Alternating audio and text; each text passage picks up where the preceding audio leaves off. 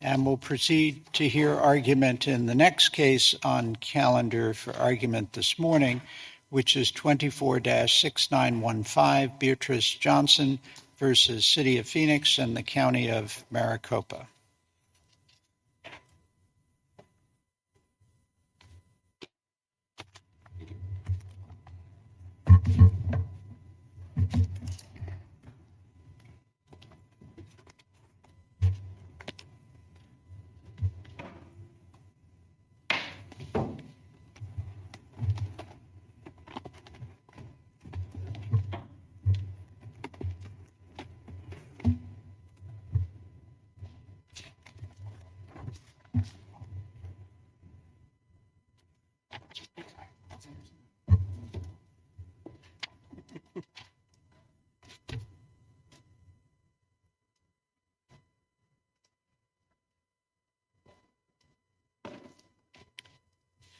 And we will hear first from Mr. Abney.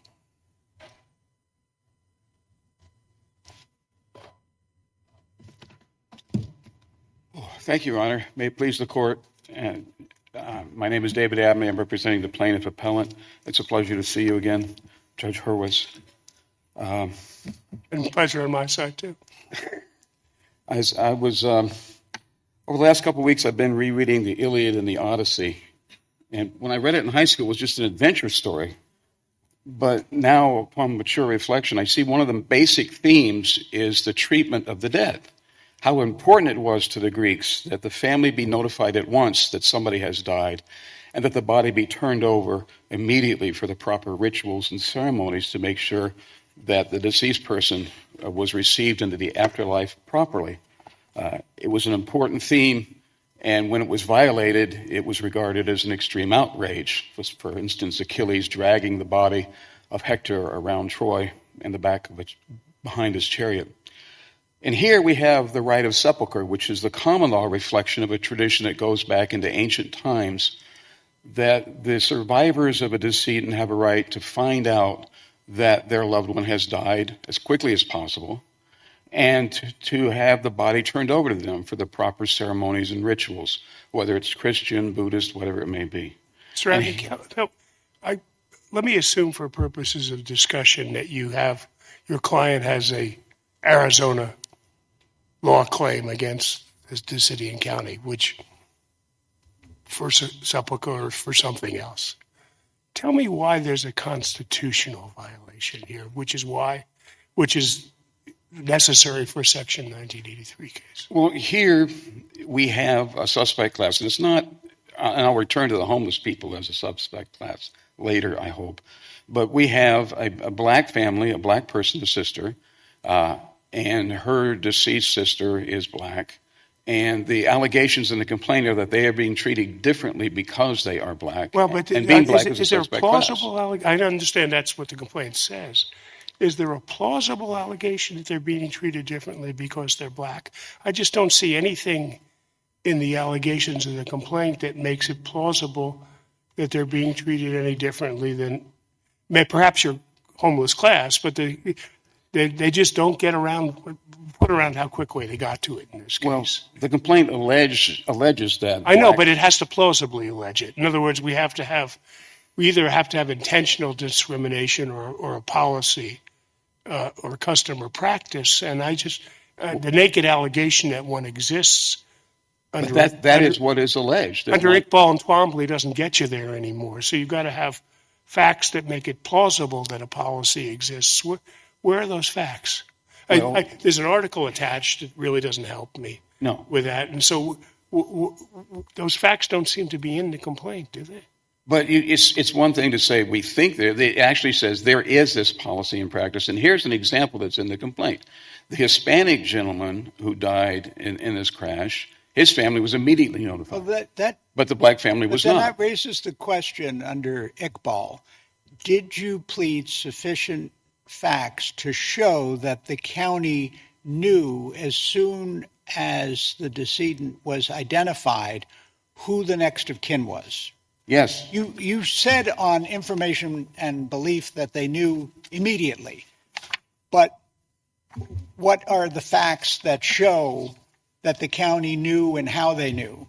It's a conclusory ultimate fact that's being pled, and there's no allegations that, they knew from X record that it was so-and-so, as, brother, sister, whoever. Well, there's no facts on that issue. Excerpt of just record conclusively stated. Excerpt of record 91, paragraph 43 states that both the city and county knew who the associates and family members of Beatrice's sisters were. That's your complaint. Right. Right, but that's the ultimate fact. What facts establish that they knew that? In a different era of notice pleading, perhaps that would have been enough. But after Iqbal and Twombly, we need to have sufficient facts pled to make the conclusion plausible. But it specifically says that they had her records, and the records specifically say that they knew who the family members were, and they had her fingerprints, and all they had to do was run those and notify the family members. And no, just stop for a second. Oh, darn. Just because I want to be clear about this.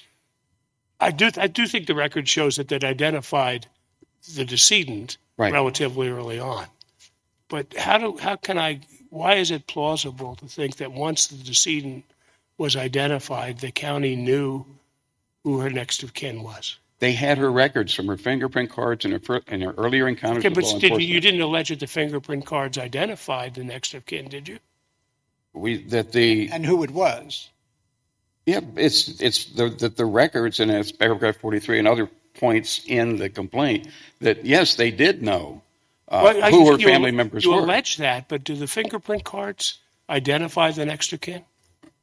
I don't think a fingerprint card does, but the allegation was that they had records where they could have. I know they knew who the family members were. You allege that, but I'm trying to figure out whether that's plausible. But the key. Why is it plausible that they had a record who identified the next of kin? Well, that was alleged. And you have to accept it as true at this stage of the proceedings. Plus, under, I think it's Rule 9 or 8, you can allege knowledge generally. And that's what they did. They alleged, you have this knowledge. And that allegation sticks under, I believe it's Rule 9, that you can allege knowledge generally. Is it your contention that there was some readily available record beyond the fingerprint card which identified next of kin? Yes, they had records on it. Yes, Your Honor. Well, what record was that? What? Well, she's had encounters with law enforcement, and they listed next of kin, and the sisters listed as next of kin. They didn't notify any kin, by the way. And they never did. What happened was the family members, after a couple of days of no contact, they started calling around to try to find out what had happened. And eventually they wound up at the county medical examiner's office, and they said, "Good thing you called us. We were just about ready to send out the body for cremation." So they were able to get the body. They had a funeral. They had all the proper services. And by this tiniest margin, they at least had some opportunity. Delayed, though.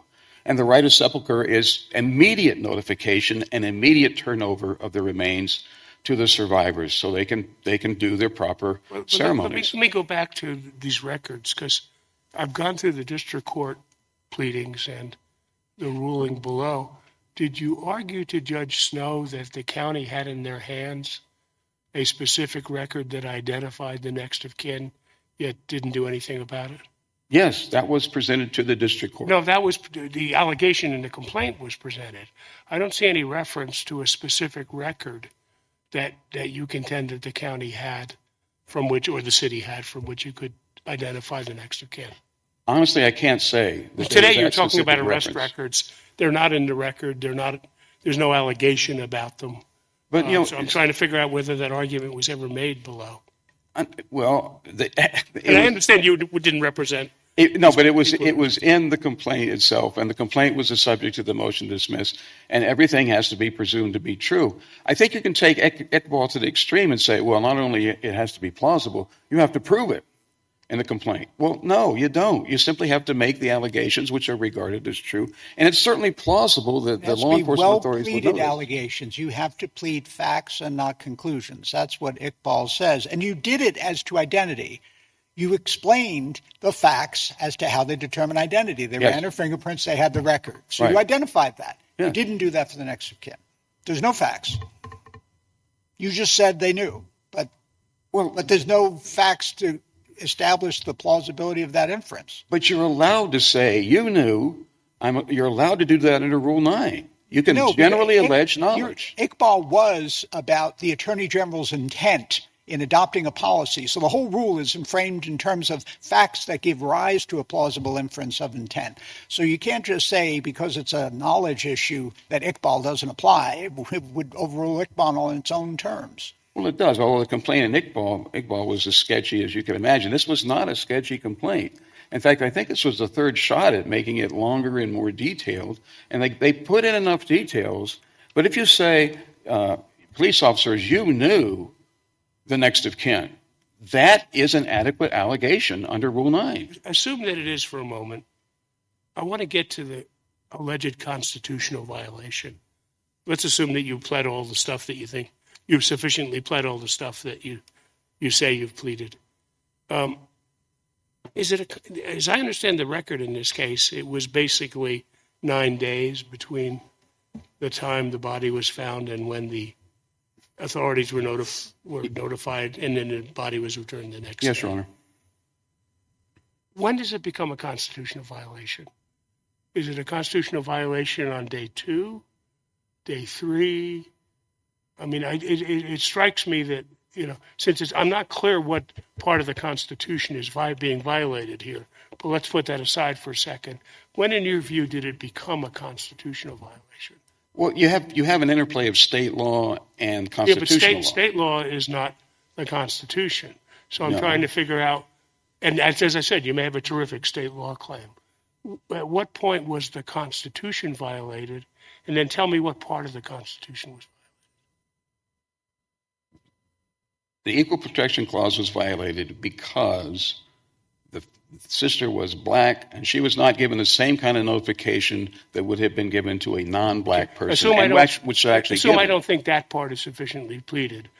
You seem to be making another constitutional argument, which is that you got to get the body back quickly or somehow the Constitution is violated. I'm trying to figure out where that comes from in the Constitution. That's be a violation of due process of law. You have a due process right in Arizona, at least, and I think in most jurisdictions, to have timely notification of a death and to have timely presentation or turning over of the body to the family members. That is a substantive right in Arizona. So the federal constitutional violation is the failure to follow Arizona law? Yes. And if they had been sufficiently steeped in state constitutional law, it's just a violation of the state constitutional right to due process as well. The count in the complaint on this issue, count 3, is a federal claim that's based on the underlying state right of sepulcher. It's not a state common law sepulcher claim directly. Do I have that No, right? that's into the negligence area, violation of state law. Okay. And if I may preserve my time, I'd love to chat with you for hours about this, but I've got. Can I ask you one quick question? Yes, Your Honor. Do your clients have a negligence claim against the city? Yes. There is a common law duty imposed upon the government to provide notification and turn over a body. No, I'm speaking in terms of this. As I understand it, this horrible event occurred when these two individuals were in a valid crosswalk and they were hit and killed by a drunk driver. An intersection that the city had previously designated as high risk or something like that. They were in an intersection area. I'm not sure that they were in the crosswalk itself, but they were in a dangerous area, and the city had taken no steps to provide proper lighting, warning, etc. So my question is, do you have a pending negligence claim, wrongful death claim against the city? Yes, Your Honor. I think it got tossed out with the bathwater, though. Well, because the judge didn't take pendant jurisdiction over your state. Supplemental jurisdiction, but do you have a filed state law claim? No, Your Honor. Are you beyond the statute? If the statute is suspended while we're in federal district court, we're fine, and I think it would be. Okay, that's all I wanted to know. I pray at least. Yes. Thank you, Your Honor. Thank you. I'll preserve my whatever I preserved. All right. Thank you, counsel. Thank you. So we'll hear first from Ms. Retz. Is that correct? Okay. I have it listed the other way. All right, so Mr. Moore will go first for 5 minutes. Okay.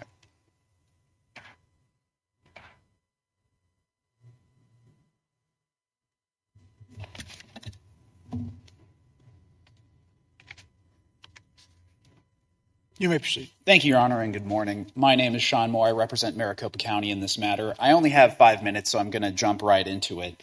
But I'm not sure how much there is to jump into because, as Your Honors noted, there are very few actual relevant factual allegations in the complaint in this case.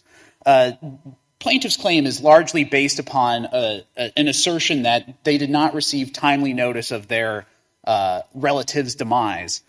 But the complaint is completely devoid of any allegations related to that. Your Honors touched on the fact that there were no detailed or factual allegations that the defendants knew of the next of kin information at any point prior to receiving contact from the next of kin.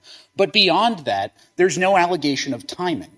Their whole argument is that they received late notice, we waited too long to let them know that their relative died, but there's not a single allegation related to timing in the entire case. They don't allege when we learned the next of kin information. They don't allege when we should have told them the next of kin information.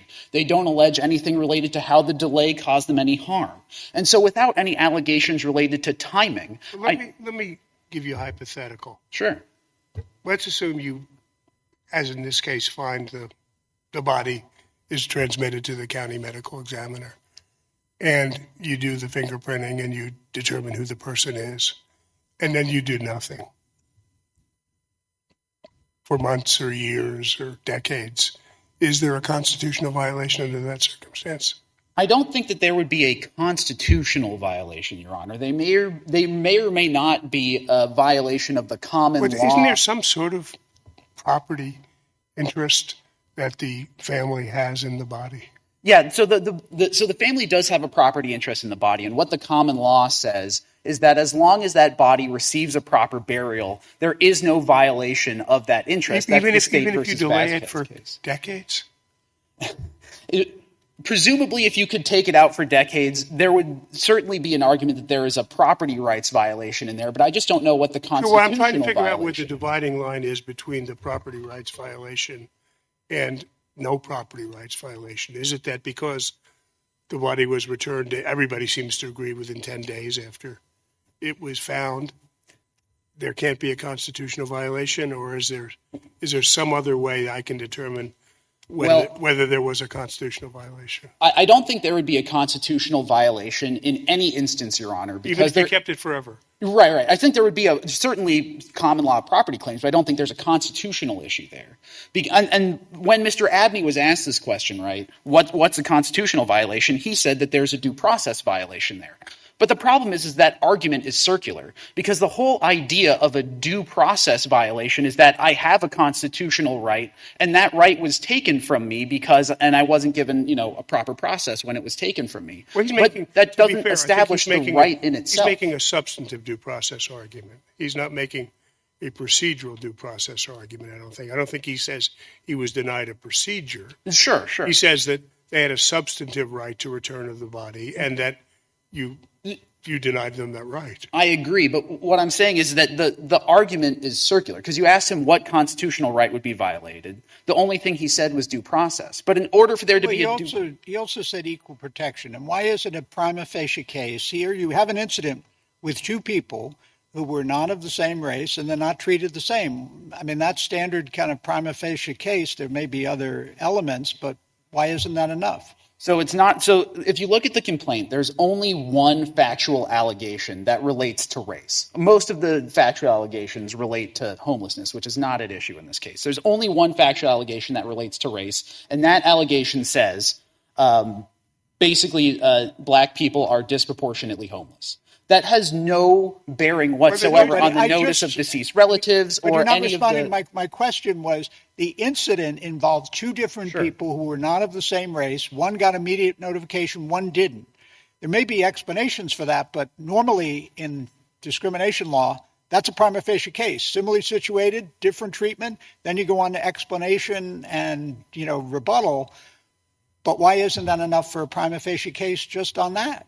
Well, because for One, for a couple of reasons, Your Honor. One, there are a bunch of elements to an equal protection claim that one single fact doesn't meet, an intent to discriminate, what the policy is, all of these other things. But even just taking those two things in isolation, I don't think one singular instance of one person being treated differently than another for potentially factually different reasons, I don't think that creates the depth of factual allegation necessary to state an equal protection claim. And beyond that, the other person was also a racial minority, so I don't see why that would be the result of any intentional decision to discriminate. It seems to me your more apt argument is that Monell requires a practice or policy. Right. And while this may be enough facially to establish disparate treatment, it may not be enough to establish a practice or policy. Correct. It does seem to me to show that two people of different races were treated differently. There may be a good explanation for it, but because this is Monell territory, there has to be a sufficient allegation of practice or policy, does there not? Yeah, that's correct, Your Honor. And I alluded to that when I said there are several other reasons why the claim fails. I was just trying to answer. Yeah, but I'm not sure I find convincing your argument that the other person was Hispanic and therefore it doesn't establish, it's no evidence of racial discrimination. Well, I think the argument was more that a single isolated incident does not establish the whole category of how the policies of a governmental entity intentionally treat an entire group of people. Do we know factually how it came to pass that officials were able to notify the family of Mr. Gutierrez and not Ms. Chambers? So, I mean, just going off of the motion to dismiss or just going off of the complaint, because this is a motion to dismiss, I don't believe that is in the record such as it exists at the motion to dismiss stage. But I see I'm out of time. We have 10 more minutes. Well, the answer to my question is no, we don't know. No, we don't, Your Honor. Yeah, Okay, right. thank you. Thank you, counsel. We'll hear now from Ms. Retz. Good morning, Your Honors. Christina Retz on behalf of the city. May it please the court. Answering the question that was posed, it is not on the record how Mr. Gutierrez was identified. We do know that fact. And this requires stepping backwards. And I think this entire case requires stepping backwards to the foundations of how a person is identified when they do not have identification on their person. And the way we identify people is through fingerprints, through DNA, or through dental records. In this instance, the specific allegation is that the identification came through fingerprints. So if we are looking at a policy and custom for the city, we need to look to that database. That database is the CJIS database that is set up by the state of Arizona. There is a statute that sets that up, and there are specific requirements for what information can be within that database and what information cannot be within that database. And that statute is ARS 41-1750. For Fourth Amendment privacy rights, there can only be criminal justice information within that database. So the decedent was identified because she has a criminal history. That Is there database, anything in this record that lets us know whether her criminal history record identified next of kin? there is nothing in the record, but What we know is the statute since you're... the statute prohibits putting that type of information in. You may not include victim information. You may not include information from folks who were not suspects found guilty of a crime. And the reason is very important. I think my question wasn't precise enough. I assume that the decedent had either been arrested or convicted of a crime, therefore there was criminal history information. Correct. And therefore I think the statute would allow the retention of information about her, correct? The retention about her only, which is why she was identified. Okay, So, but does the statute prohibit retention of information about her next of kin? yes. To tell me where it says that. Not specifically by the words, but by exclusion. You can only have criminal history in there. And the reason is because that is a database that is searched across this country for things like fingerprint clearance, for housing. And so there are very specific requirements about what that can go in there to avoid discrimination for folks who do not have a criminal history. So we do not want folks to be discriminated against because of their connection to folks who do have a criminal history. There is no warehousing of that information. It would be a huge Fourth Amendment problem, in my view, to create a class of folks who don't have a criminal history and may be guilty by association. So then that means that if you have a criminal history hit, because you come back to a police report, you would have to go to that police report in order to find if there is anybody listed in that. Can you explain to me, maybe this record doesn't have it in it. I understand the city and the medical examiner may have different roles. The city finds the body, brings it to the medical examiner's office. In the meantime, had conducted the fingerprint analysis to identify the victim.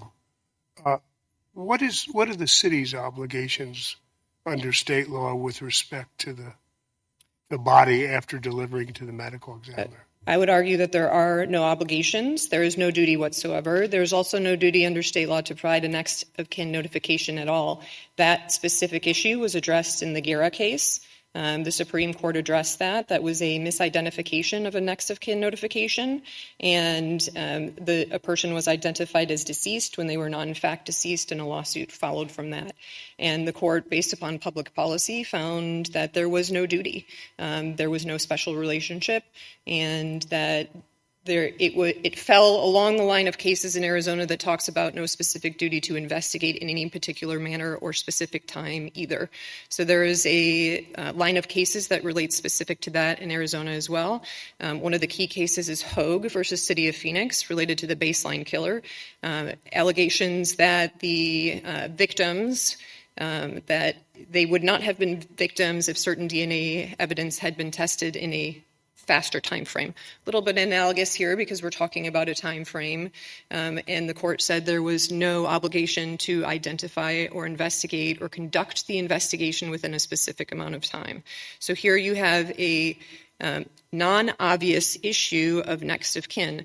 Generally speaking, when we identify next of kin, it is because the person has an address and they live at a place with the next of kin. Well, now you're sort of moving outside the boundaries of the complaint. Let's assume for a moment that Mr. Abney's clients sufficiently alleged that the city had information about who the next of kin was on day 2, if you will. Would there be, and you didn't pass it on. I know that you don't think that's alleged, and you say you didn't do it. But if that had occurred, would there be a Section 1983 violation? No, Your Honor, and I believe that goes back to the substantive due process right at issue. In the Chandri case in the Ninth Circuit that talks about the fact that there was not a due process problem when there was a delay in return of an individual, that there's no specific time frame. The right is to receive the body at some point. At any point? At any point. Decades later? Yes. And that happens. That happens because... But I asked you to assume for a moment that you knew to whom it should go. Those cases don't involve a case in which there's an allegation that they knew to whom it should go, but nonetheless held onto the body. That is fair. And, Your Honor, I would also say that this is not, once the body transfers over, the city doesn't have the rights to the body.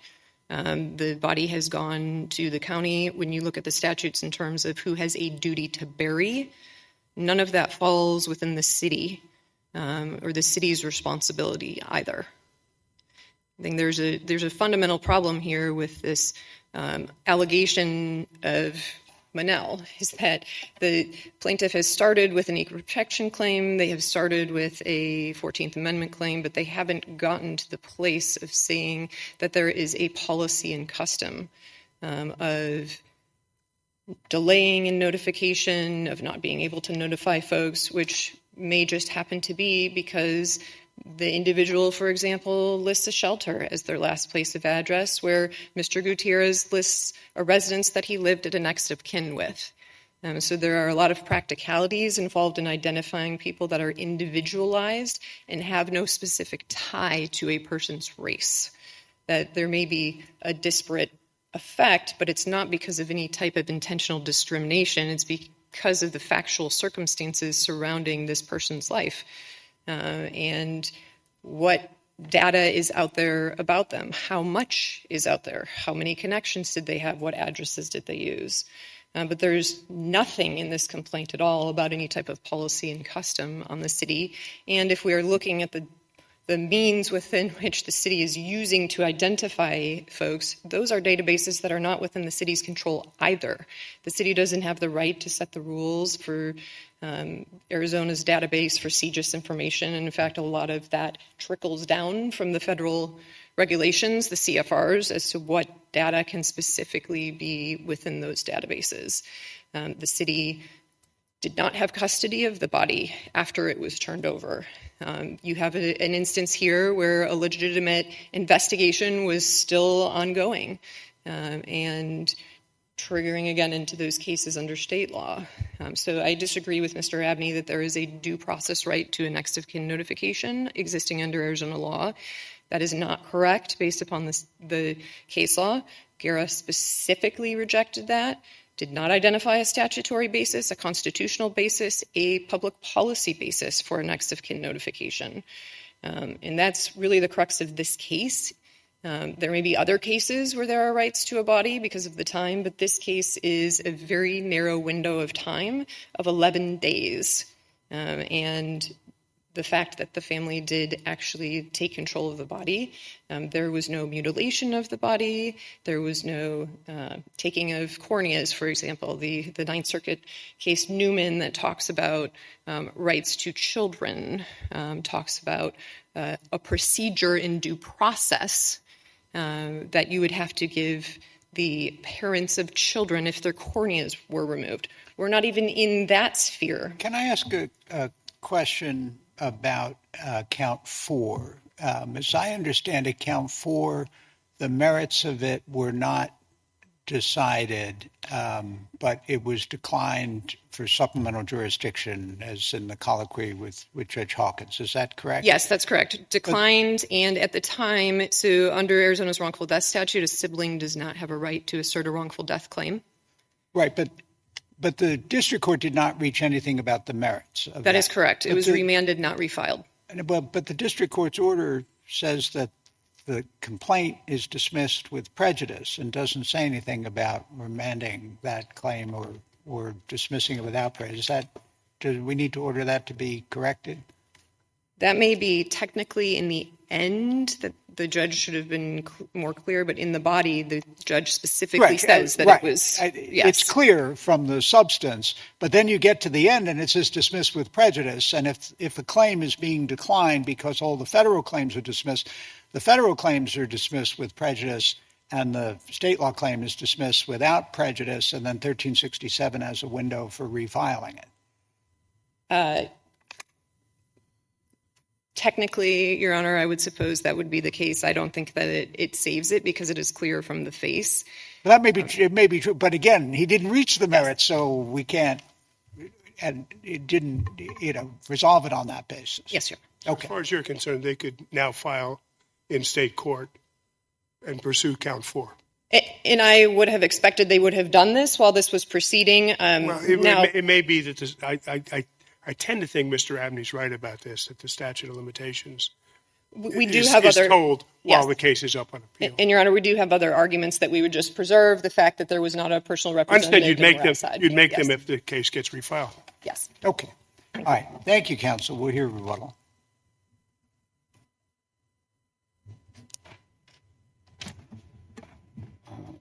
My colleague from the city says that the city has no obligations, no duty whatsoever. But Arizona has adopted the common law as the rule of decision, and the common law provides that there is a right of sepulcher. In Arizona, in addition, as the court knows, liability is the rule and immunity is the exception when you're talking about public entities. So here there is, I think that the statement that there were no obligations and no duty whatsoever, which was specifically made by the city, and I think implicitly made by the county, is incorrect. There is a duty, and the duty was violated.